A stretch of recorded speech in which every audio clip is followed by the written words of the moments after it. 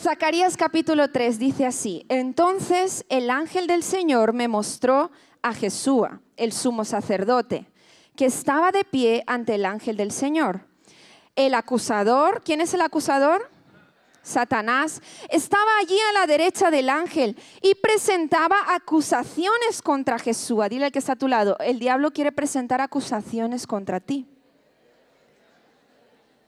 Entonces el Señor le dijo a Satanás: yo, el Señor, rechazo tus acusaciones, Satanás. Así es, el Señor que eligió a Jerusalén te reprende. Este hombre es como un tizón en llamas que ha sido arrebatado del fuego. Repite conmigo: arrebatado del fuego. La ropa de Jesúa, que era el sumo sacerdote, estaba sucia cuando estuvo de pie ante el ángel. Entonces el ángel dijo a los otros que estaban allí: quítenle esa ropa sucia. Luego se volvió hacia Jesúa y le dijo: ya ves, he quitado tus pecados y ahora te voy a dar esta ropa nueva y fina. Repite conmigo: ropa nueva y fina. Luego yo dije: deben también colocarle un turbante limpio en la cabeza. Así que ellos le pusieron en la cabeza un turbante sacerdotal limpio y lo vistieron, ¿de qué? De ropas nuevas, mientras el ángel del Señor permanecía cerca. Entonces el ángel del Señor habló solemnemente a Jesúa y le dijo: el Señor de los ejércitos celestiales dice: si tú sigues mis caminos y me sirves con cuidado, recibirás autoridad sobre mi templo y sus atrios. Permitiré que camines entre los otros que están aquí. Hasta ahí vamos a leer. Amén. Amén. Da un aplauso por la palabra de Dios. Amén. Estamos aquí hablando del profeta Zacarías. Él tuvo una serie de visiones de lo que sucedería después de que el pueblo de Israel salió del cautiverio de Babilonia. ¿Os acordáis que el pueblo de Israel fue llevado al cautiverio en Babilonia, verdad? Y allí fue oprimido.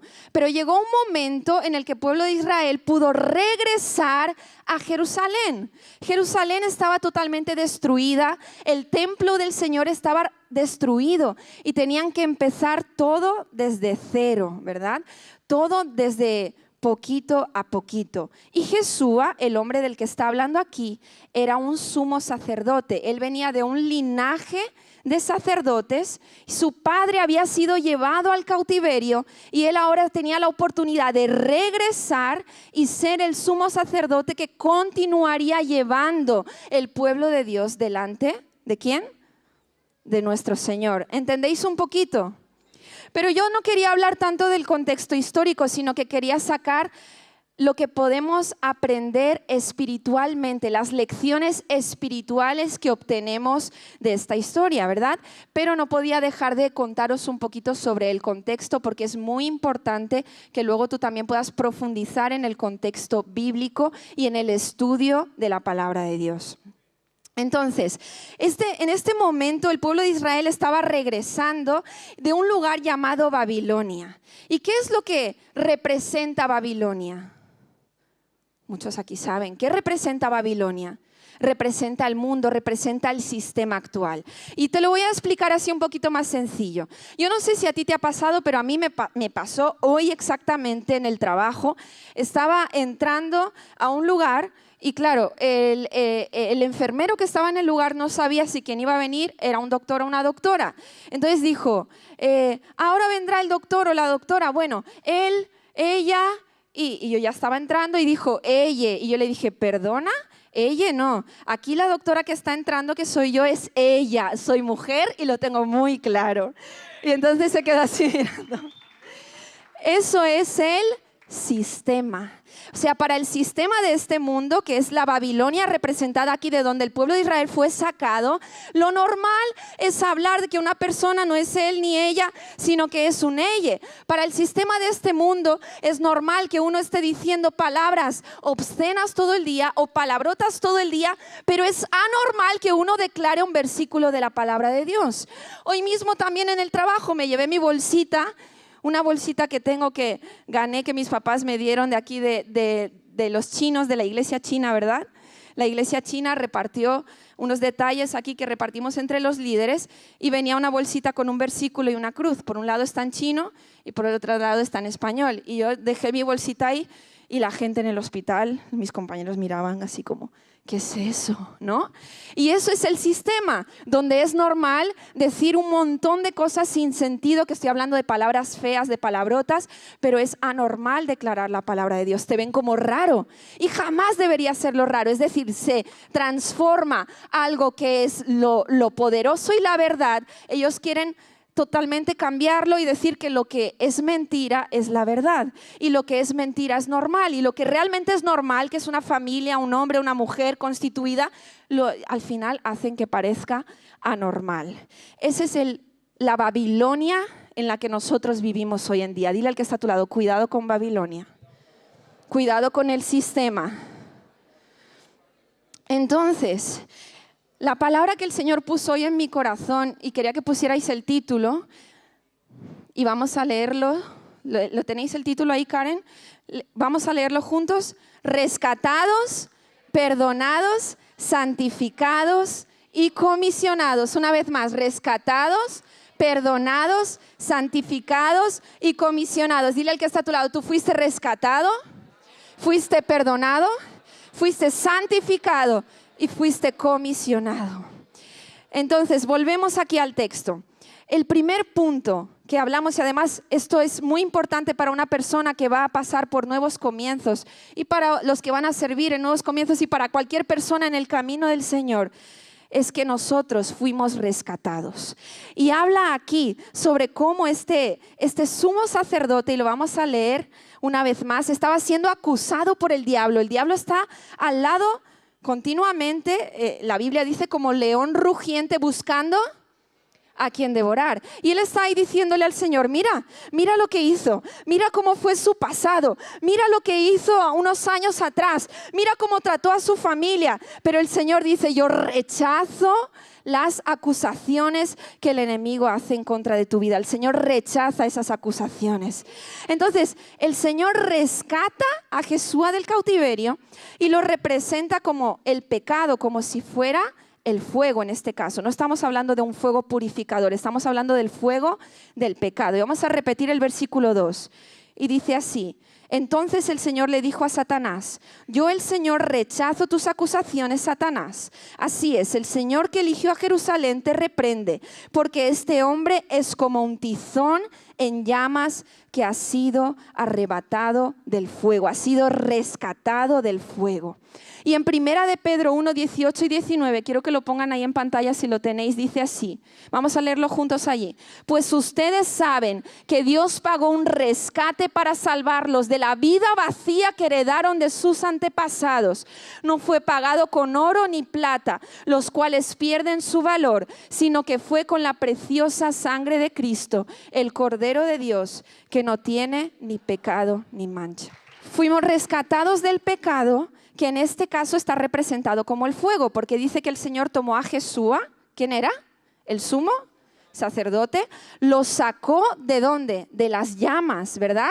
Dice que lo sacó del fuego. Y ahí está hablando que lo rescató del pecado, porque luego decía que tenía ropas sucias, ¿verdad?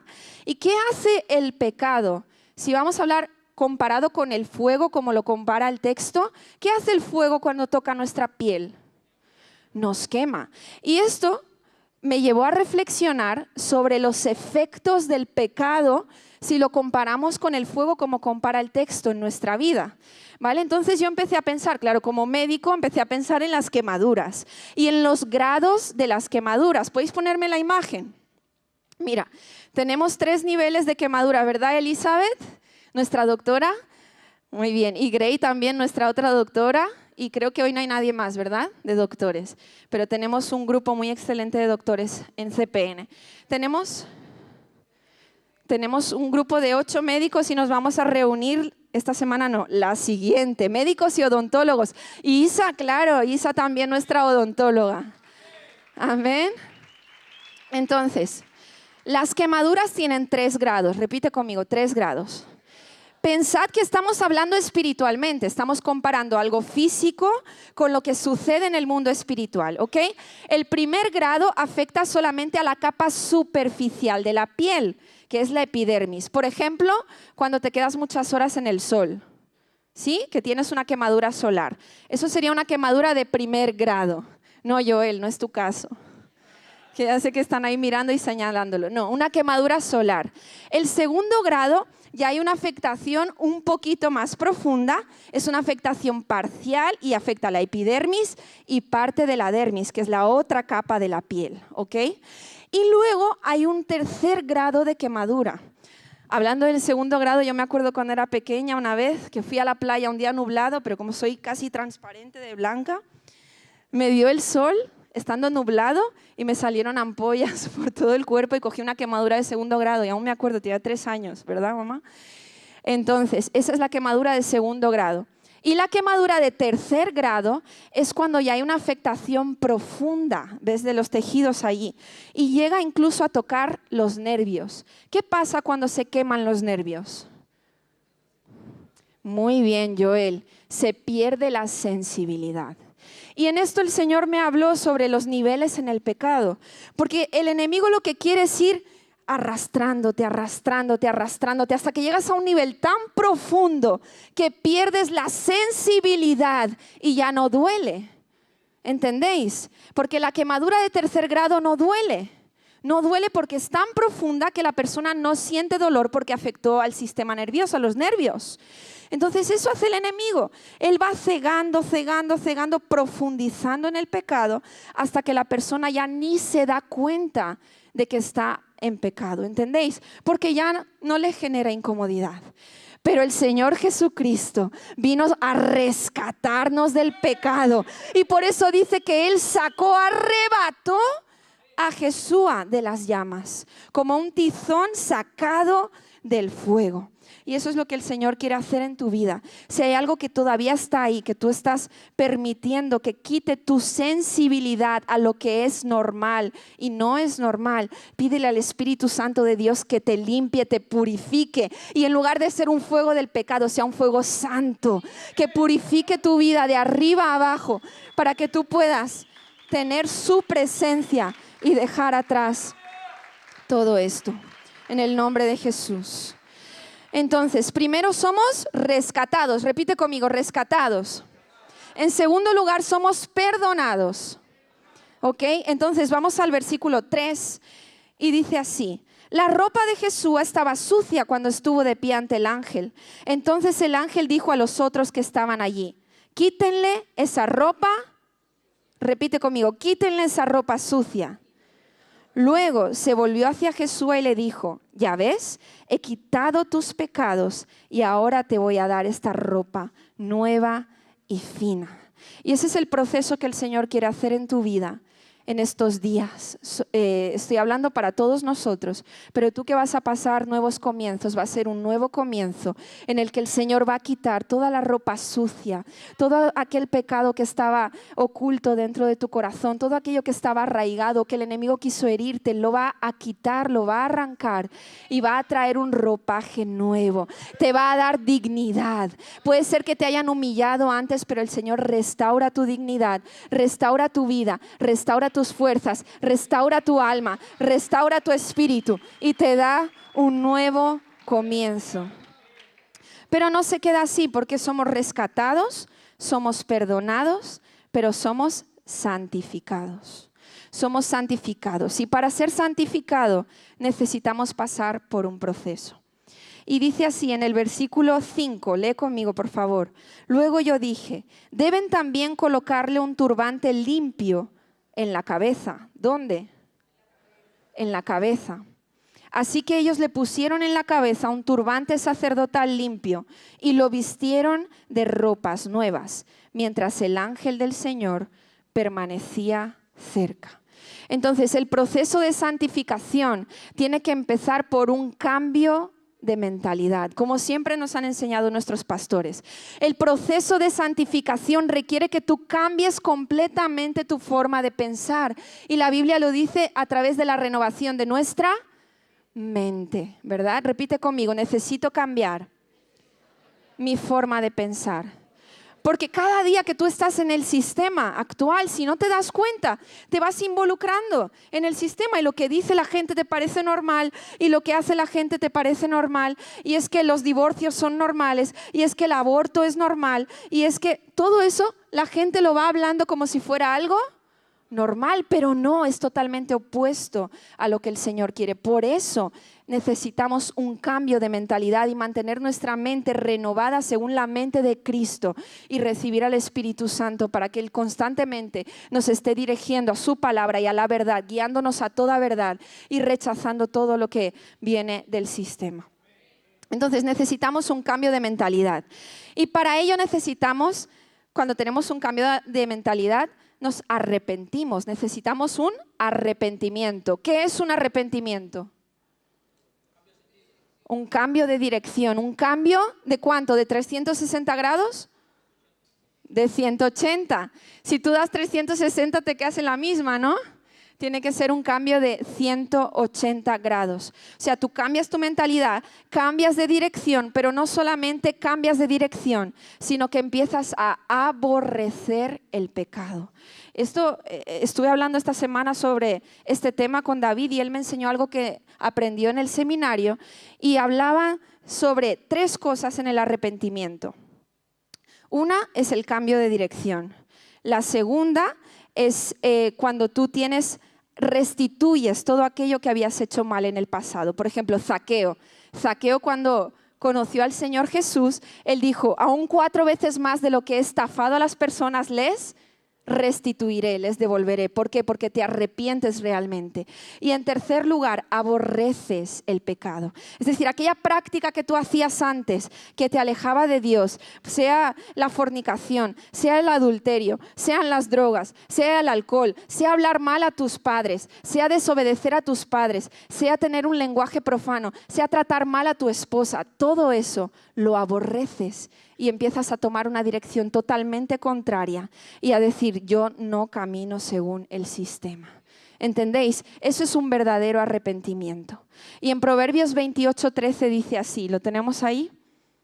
Proverbios 28:13 dice, los que encubren sus pecados no prosperarán, pero si los confiesan y los abandonan, recibirán misericordia. Repite conmigo, los que encubren sus pecados no prosperarán, pero si los confiesan y los abandonan, recibirán misericordia. Es decir, ¿sirve de algo que uno esté constantemente confesando sus pecados, pero vuelve a hacerlos? ¿Hay un verdadero arrepentimiento? No. Cuando hay un verdadero arrepentimiento, tú confiesas el pecado, pero además lo abandonas. Dile al que está a tu lado, cuando hay un verdadero arrepentimiento, tú confiesas tu pecado, pero además lo abandonas. Y en cuarto lugar, Jesúa, aquí el sumo sacerdote, fue comisionado. Primero fue rescatado del fuego, del pecado. En segundo lugar fue perdonado, gracias. En tercer lugar fue santificado y en cuarto lugar fue comisionado. Dios le dio una misión. Eso es lo que el Señor quiere hacer contigo. Él te rescata, te quita, te limpia todo, te saca todo el pecado, el mal. Luego Él te perdona, ¿verdad? Luego te santifica y luego finalmente te da una misión y te dice, ahora estás preparado para cumplir la misión. Porque Jesús tenía que cumplir la misión de ser el sumo sacerdote del pueblo. Y sabéis, Él había estado en el cautiverio, su padre había estado en el cautiverio y dice, está estudiando que sus antepasados, incluso algunos fueron matados en el cautiverio por los reyes de Babilonia. Entonces, él tenía aquí una urgencia de cambiar de realidad, de cambiar de mentalidad, de cambiar de situación y decir, Señor, yo no puedo tener el mismo destino que tuvieron mis antepasados en Babilonia, yo tengo que tener una nueva realidad. Y eso es lo que el Señor quiere para tu vida y para tu familia, que tú digas, yo no voy a ser como mis antepasados, no voy a morir en Babilonia, yo voy a levantarme y voy a vencer el pecado y voy a ser santificado y mis generaciones serán bendecidas y serán usadas para restaurar el templo del Señor. Amén. Entonces, versículo 6. Entonces, El ángel del Señor habló solemnemente, Alex, puedes subir por favor, a Jesús y le dijo: el Señor de los ejércitos celestiales dice, si tú sigues mis caminos y me sirves con cuidado, recibirás autoridad sobre mi templo y sus atrios. Permitiré que camines entre los otros que están aquí. Esto es muy poderoso, lo voy a volver a leer. El Señor de los ejércitos celestiales dice, si tú sigues mis caminos, y te está hablando a ti, y me sirves con cuidado, no de cualquier forma, no sin ganas, no arrastrando los pies, sino con cuidado, con reverencia, recibirás autoridad sobre mi templo y sus atrios, y permitiré que camines entre los otros que están aquí. Es decir, el Señor te limpia, el Señor te sana, te purifica, te santifica, te levanta, te hace pasar por procesos, porque no todo es del día a la mañana, necesitamos un proceso, pero tú tienes la decisión de si vas a querer ser obediente y perseverante. Porque dice, si tú sigues mis caminos, eso es obediencia. O sea, todos los días no obedezco el sistema, yo obedezco al Señor. Cada día que me levante, yo no voy a dejarme llevar por las corrientes del mundo, por lo que digan las personas. Yo voy a servir al Señor, yo voy a leer la palabra, yo voy a continuar congregándome, porque es lo que dice la Biblia. Yo voy a continuar cumpliendo con los principios de la palabra. Todos los días cuando me levante, voy a luchar. Y no es por mis propias fuerzas, es por el Espíritu Santo de Dios que habita en mí, que yo puedo conseguirlo. Si soy obediente, amén. Y si soy perseverante, si sigues mis caminos y me sirves con cuidado, te daré autoridad, dice. ¿Por qué digo perseverante? Porque estamos en el tiempo en el que todo el mundo está de moda como soltar, ¿no? ¿No habéis escuchado eso? Es que mira, si no me va bien en el matrimonio, divórciate. Es que si no quiero tener el bebé que está en mi vientre, no pasa nada, suelta, abórtalo. Eso es el sistema. Si no me va bien en el trabajo porque tengo que ser fuerte y valiente, no pasa nada, déjalo. Si el pastor me regañó en la iglesia y me dijo, mira, hijo, esto no está bien, tienes que mejorar tal, vete a otra iglesia porque ahí te están llamando la atención. Esa es la mentalidad del sistema. Pero nosotros no somos de los que simplemente sueltan, nosotros somos perseverantes, somos de los que permanecen, somos de los que han cogido la mano en el arado y no vuelven atrás, somos de los que continuarán y no tirarán la toalla. No tires la toalla. Persevera. En una generación que suelta, persevera. En una generación que desiste, continúa adelante. En una generación que se conforma, no te conformes. En una generación que no quiere saber nada de nadie, comprométete, porque es una generación sin compromiso. Pero tú y yo somos personas de compromiso, que cuando dicen sí, van hasta el final en las cosas del Señor. En el nombre de Jesús. Dile al que está a tu lado, en una generación sin compromiso, comprométete. ¿Verdad? Y eso es lo que el Señor le dijo a Jesús. Si tú te mantienes firme, si tú que aquí estás te mantienes firme y obedeces al Señor, Él te levantará como alguien con autoridad. Porque quien permanece tiene autoridad. Si tú permaneces en tu matrimonio, vas a tener autoridad en la familia, ¿verdad? Porque una persona que se divorcia aquí, después otra vez, tercer, cuarto matrimonio, ¿va a tener alguna autoridad en la familia? Ninguna. Si tú permaneces fiel a tu esposa, permaneces fiel a tu esposo, vas a tener autoridad en la familia. Si tú permaneces fiel en los diezmos y en las ofrendas, vas a tener autoridad en el área de la economía. Si tú permaneces fiel en la obediencia al Señor, vas a tener autoridad en la casa de Dios. El Señor te va a levantar, pero no solamente te va a levantar a ti, va a levantar a tus generaciones.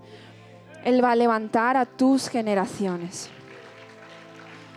Va a levantar a tus generaciones. Y para terminar ya, esta semana el Señor habló muy fuerte a mi corazón también por este tema, porque veo que en la sociedad en la que vivimos las personas están muy preocupadas con la posición, en todas partes, ¿no? Con la posición, con a los hijos el mejor colegio, con tener lo mejor el mejor coche, el mejor... Y estaba en el trabajo y tenía 2 compañeros hablando y uno decía, es que estoy buscando una escuela para mis hijos, tal... Y entonces, pero quiero la mejor escuela, estoy mirando en todas las escuelas de Valencia porque mi padre me puso en la escuela más top privada de Valencia y mi padre pagaba mucho dinero para tener un profesor que hablaba inglés conmigo que era nativo y tal y cual. Y otro decía, sí, yo también. Y yo los miré y les dije, pues yo estudié en un colegio público. No tenía cómo ir a un colegio privado. Mis papás, en Brasil sí iba a un colegio privado, pero mis papás allí lo dejaron todo y estaban, o sea, lo dejaron todo por un llamado, no lo dejaron todo para venir a trabajar, dejaron todo por el llamado de servir al Señor Jesús. Sí, mi papá allí y mi mamá ya pastoreaban, mi mamá era profesora de secundaria y cuando llegamos aquí muchas cosas cambiaron. Y yo miré a mis compañeros y les dije, mira, yo estudié en un cole privado, pero aquí estoy, igual que vosotros, ¿verdad? A mí nadie me pagó clases de inglés con un profesor nativo, pero el Señor me ha regalado por su misericordia el inglés, incluso puedo traducir a personas predicando. Pero esto no es por mí, no lo estoy diciendo jamás. El Señor sabe mi corazón para exaltarme a mí, no, es para exaltarle a Él. Porque cuando sirves al Señor y decides seguir su llamado para tu vida, todas las demás cosas el Señor las soluciona. Todas las demás cosas el Señor va a proveer. No pienses que va a ser de un día a otro porque todo es un proceso. Y el Señor te permite pasar por procesos para que después cuando recibas la bendición sepas administrar la bendición y la valores. Pero sigue adelante, no te conformes con el sistema, no te conformes con una generación sin compromiso, que solamente quiere el placer pero no quiere el compromiso. No te conformes con una generación que desiste a la primera, que dice que la vida hasta que nace no es vida. El Señor infundió aliento desde el momento de la concepción, ¿verdad? Muchísimo antes. Entonces no permitas que en una generación donde nada importa tú vivas de la misma forma. Sé valiente, posiciónate, no tengas miedo de hablar porque el Espíritu de Dios te va a respaldar. Joven que aquí estás, no tengas miedo de tus compañeros. Cuando pasen 10, 20 años vas a mirar atrás y vas a decir, pero qué tontería, ¿por qué tenía yo miedo de esos chavales? Si tú vas a ser levantado como alguien lleno del Espíritu Santo, no tengas miedo, abre tu boca. Levántate. No estoy diciendo que enfrentes a nadie, pero que respeten tus principios, porque así Dios lo estableció, y aprende a defenderte en el nombre de Jesús. Y todos los que aquí están, los compañeros en el trabajo o en diferentes lugares, no te dejes envolver por conversaciones inútiles que no te llevan a nada. Aprende a levantarte y a salir cuando tienes que salir de forma honrada y a no estar en ambientes que no te corresponden. Trabaja muy bien, trabaja duro, haz tu trabajo con excelencia, sé puntual, que tus acciones brillen, como me dijo Isa en el grupo Vida el otro día, ¿verdad? Que tus acciones brillen ante los ojos de los demás. A veces no tienes que decir nada, pero que tus acciones brillen. Sé fiel al Señor y ellos verán y te respetarán, pero sé fiel al Señor. Y en el nombre de Jesús, deja que el Señor quite de ti todo pecado y sé valiente para permanecer fiel. Amén.